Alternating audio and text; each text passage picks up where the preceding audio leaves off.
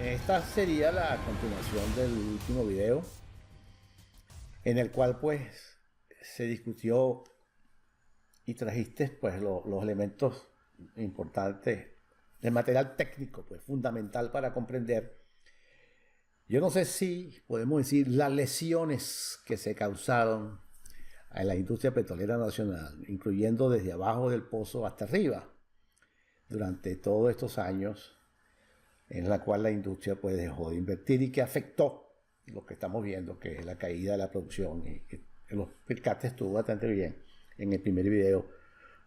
¿Cuáles eran las razones de este proceso de caída de la producción?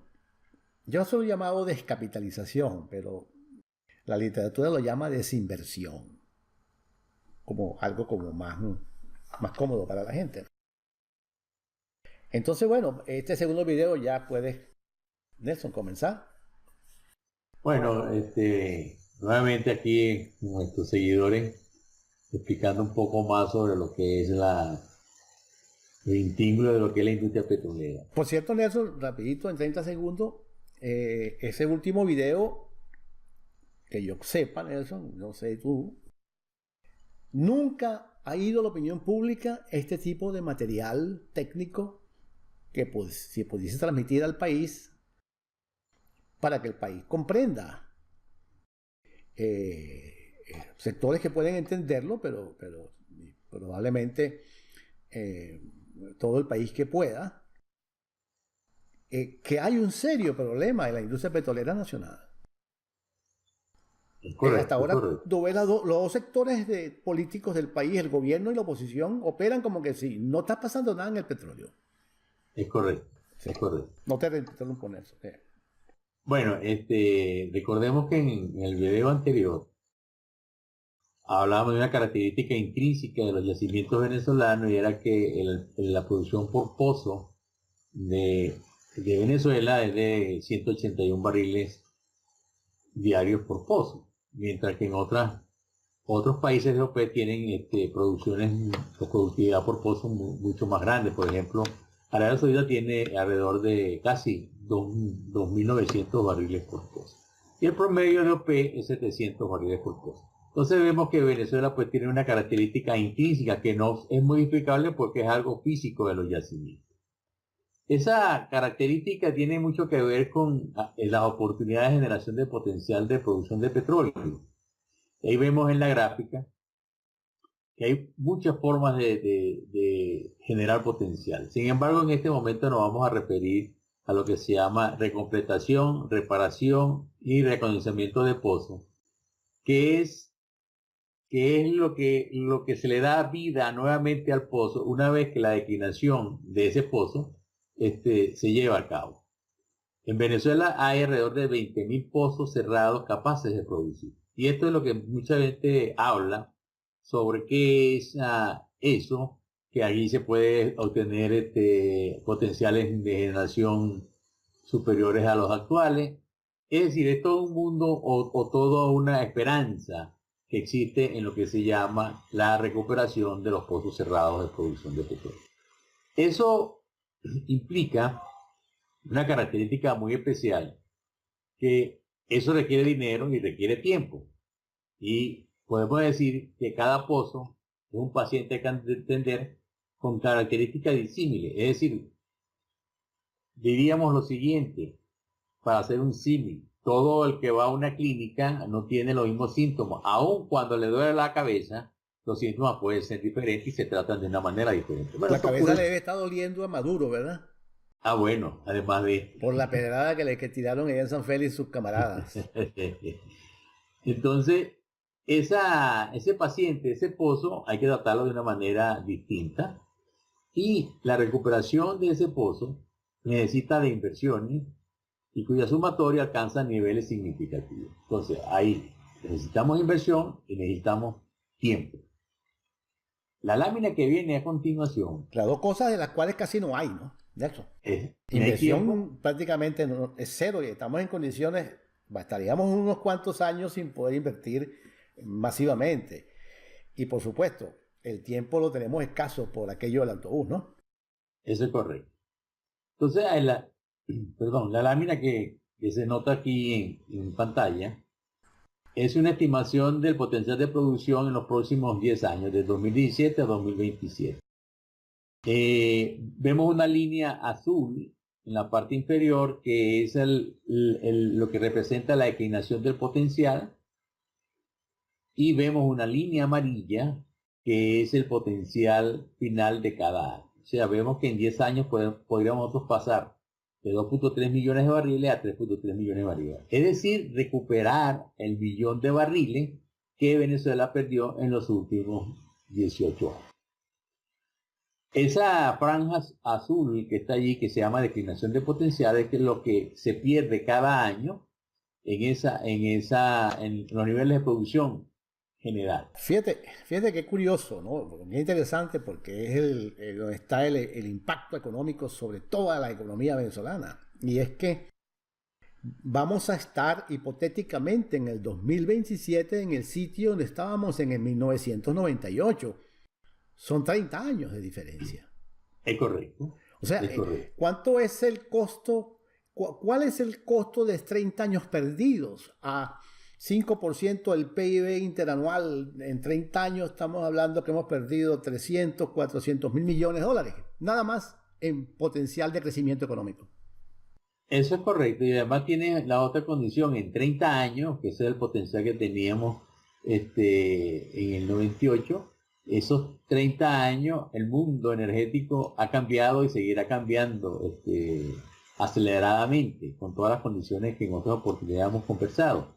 Entonces, esto implica que la industria petrolera venezolana está en una situación de desventaja con respecto al resto del mundo o del mundo petrolero. Necesita crecer, son 10 años, hay un crecimiento alrededor de modesto de 100.000 barriles diarios para recuperar el millón de barriles perdidos, y eso requiere inversiones. Y esas inversiones están en el orden de los 14.000 millones de dólares por año en ese periodo de 10 años. Ahora, ¿cómo se discrimina esa inversión? Bueno, en recuperación de la declinación de los pozos estaba en el orden de los 6.700 millones de dólares, que es la recuperación de 5.000 pozos, no de los 20.000, sino solamente de 5.000 pozos, que a un nivel de producción de 200 barriles por pozo te produce el millón de barriles que se iría a recuperar. Hay un incremento de potencial, que sean pozos nuevos, donde se había que invertir 900 millones de dólares por año. Y hay algo interesante, que es el mejoramiento del crudo faja. Es decir, dentro de ese incremento de potencial, hay un potencial que va a venir de la faja petrolífera de Orinoco. Pero como no existen mejoradores nuevos, y hacerlo duraría al menos 4 o 5 años, tener un mejorador. Entonces la vía más rápida de poner producción temprana de la faja es vía mezcla, es decir, obtener petróleo liviano y mezclarlo con crudo faja. Pero eso significa, disculpa, Nelson, continúa. No, eso significa unos 6.400 millones de dólares, porque tendrías que comprar crudos livianos en el mercado internacional para poder hacer viable la producción de la faja. Ajá, pero fíjate que hay un colateral de elevado costo a toda la economía venezolana, porque eso significa invertir en el exterior para producir un producto, un flujo de petróleo más líquido que va a ser mezclado, es decir, importarlo. En condiciones de no haber interrumpido todo el proceso natural que traía la industria petrolera venezolana desde el 98, a esos mejoradores hubiesen existido y estuviesen operando. Pero eso es capital sembrado en el país. Eso es correcto. Entonces ya no lo hay, simplemente, pero entonces lo estamos pagando por dos lados, porque hay que pagar el precio de mercado de ese petróleo, y de manera que iríamos tras el diferencial entre la suma de los dos costos, de los dos precios, y lo que nosotros estaríamos vendiéndolo. Esa parte, Nelson, no se ve muy clara. Tú podrías quizás rapidito allí entrar en eso, porque ¿cómo hacemos por algo que estamos comprando a precio internacional de un petróleo de mejor calidad del que estamos produciendo? Lo vamos a mezclar con y después de mezclado lo vamos a exportar. ¿Cómo hacemos para no perder en el cambio, en el proceso? Bueno, en verdad no, lo que estás perdiendo en el proceso, porque todas las empresas petroleras compran crudo de una forma u otra, y compran productos, etcétera. Pero aquí lo que se está haciendo es que tú estás comprando un crudo ¿cómo decir? Premium, para sacar un crudo de que no tiene cabida en el mercado por razones de su calidad. Entonces, allí lo que estás haciendo es trasladando una inversión o un costo adicional a ese crudo. Entonces, lo que te estás ganando, como tú bien dijiste, es el diferencial que existe entre ese precio del crudo liviano y el precio en el cual tú puedes venderlo. Te pongo un ejemplo. Hoy en día un crudo liviano tipo Texas puede estar costando $55 el barril. Cuando tú lo traes acá a Venezuela y lo mezclas y vendes ese crudo, no lo vas a poder vender a 55. Lo vas a tener que vender porque recuerda que la fiesta petrolera venezolana hoy en día está en el orden de los 45, $46. Hay un diferencial allí que se está quedando dentro del precio de la cesta. Lógicamente no es vis a vis porque tú necesitas básicamente el 20% de un barril mejorado o mezclado es crudo liviano. ¿Ok? En otras palabras, si te cuesta 50, ya $10 tendría ese crudo mejorado como costo de producción. O sea que el punto de partida ya no es cero, sino es de $10, imagínate. Claro, porque eso es lo que estás haciendo. Pero otro aspecto importante acá en esto de la generación de potencial de las inversiones es que esas inversiones que se ven allí de 14.000 millones de dólares están calculadas, que es la próxima lámina, están calculadas para regalías del 30% de petróleo, regalías del gas 20% y un impuesto sobre la renta del 60%. Si observamos la lámina, vemos que para un pozo de 300 metros cúbicos de profundidad y una tasa de productividad de 200, nosotros necesitamos precio del petróleo por encima de los $50. Precio que hoy está en ese orden de magnitud entre 50 y $52, pero la cesta venezolana no está a ese precio. La cesta venezolana siempre está por lo menos en $8 por debajo del precio del WTI. En otras palabras, para que eso sea rentable, para un tercero que requiera hacer las inversiones que ya mencionábamos antes y que obtenga un retorno del 15%, necesitaría rebajar la regalía, rebajar el impuesto sobre la renta y regalar regalía del gas y del petróleo. Desaparece la renta del petróleo. Exacto. Y ese Entonces, es un punto no en el hay... cual pues tú puedes ahondar un poco más de lo que implicaría esa rebaja de la regalía o los costos fiscales que tendría el barril de petróleo una vez que pues para hacer rentable todo este negocio para un tercero.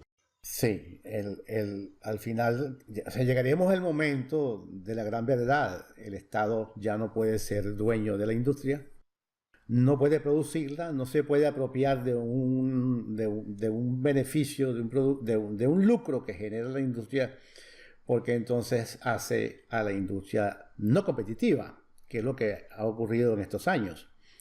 Y entonces, o el ingreso fiscal petrolero llega al fisco y se convierte en gasto público para cualquier necesidad que tenga el gasto público que recoja, entonces habrá menor producción y descapitalización y fuera quedaría ya la industria petrolera venezolana de lo que es el mercado de hoy petrolero muy competitivo, de precios alrededor de 50.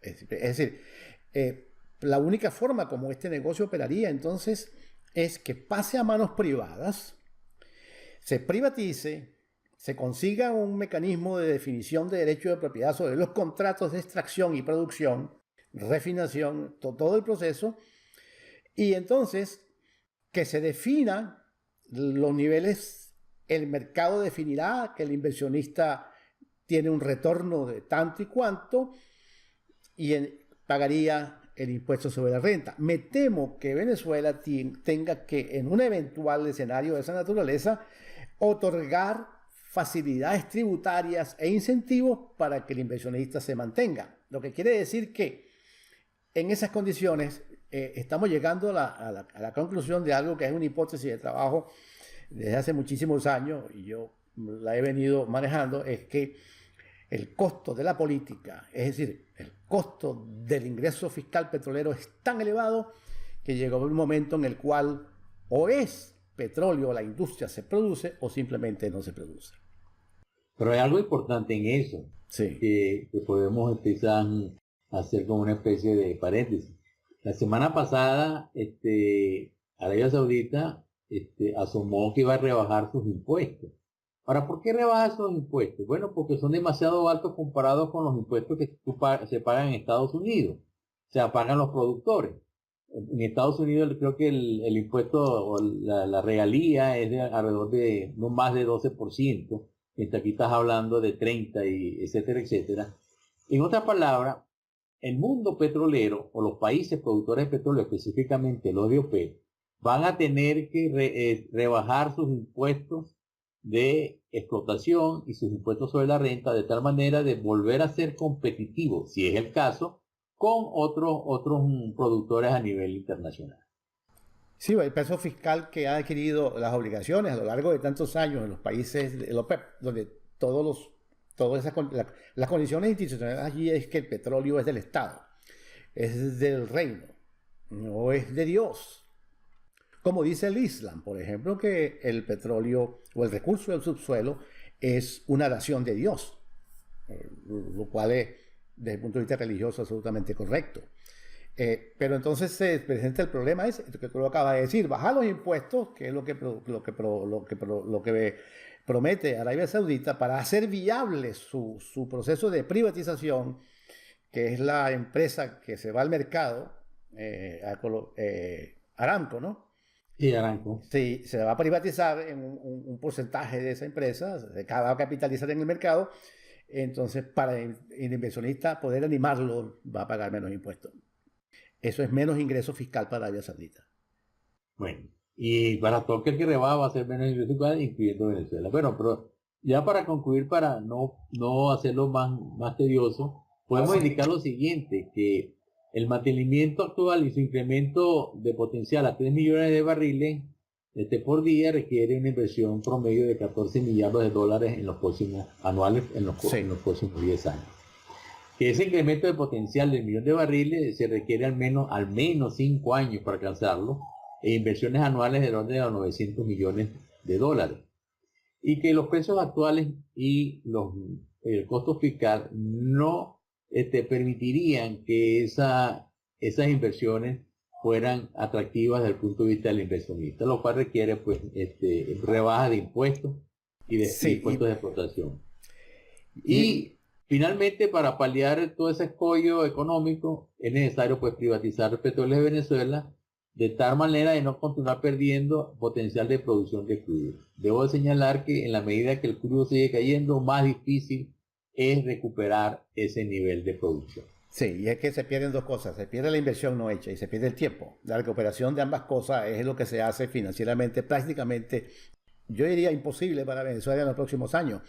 Venezuela está pasando por un problema político de alto costo, que significa que no solamente la industria petrolera, sino toda la industria del Estado, la que ha capturado, la que traía suya antes del proceso de esta revolución, todo eso está colapsado. Lo que pasa con petróleo lo estamos viendo en aluminio y lo estamos viendo en acero.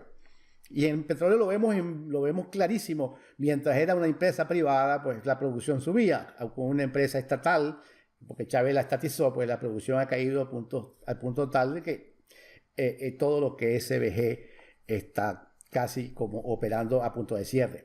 Y el resto de la economía nacional, sobre todo la industria privada, la economía privada ha sido destruida a través de los mecanismos de controles de cambio y a través de la corrupción y a través del manejo y la manipulación de los precios que ha hecho el gobierno, además del racionamiento de las divisas. Todo eso ha destruido la economía nacional, Nelson. Fíjate, el trabajo, o sea, el cambio de eso que llaman de paradigma, que ya es una especie de cliché, es algo tan importante que cuando uno ve las clases políticas, los sectores de oposición y el gobierno, del cual no tenemos que verlo, sino que lo ha hecho y lo ha llevado a este estado, no parece haber cambios en cuanto a que ellos han comprendido que pase lo que pase políticamente, el comienzo va a ser muy complejo porque hemos estado descapitalizados. ¿Cómo accesar nosotros tanto flujo de inversiones cuando tenemos 27 juicios en los tribunales internacionales por incumplimiento de contrato? ¿Quién nos va a creer? Eso es el gran paradigma, sí, y la gran disyuntiva que tiene la industria petrolera nacional. Y eso hay que comprenderlo, y eso hay que, como dicen, entenderlo de tal manera de preparar tanto a los que van a tomar decisiones como a la población, de que las vacas flacas seguirán por un poco tiempo más. Sí, pero no se termina tú sabes, queda como una especie de frenesí en lo que la renta o el rentismo, en una historia que viene donde no va a haber.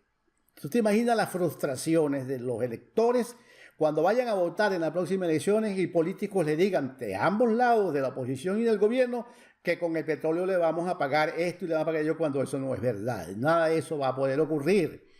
De manera que todo el problema al final, Nelson, es político. Claro.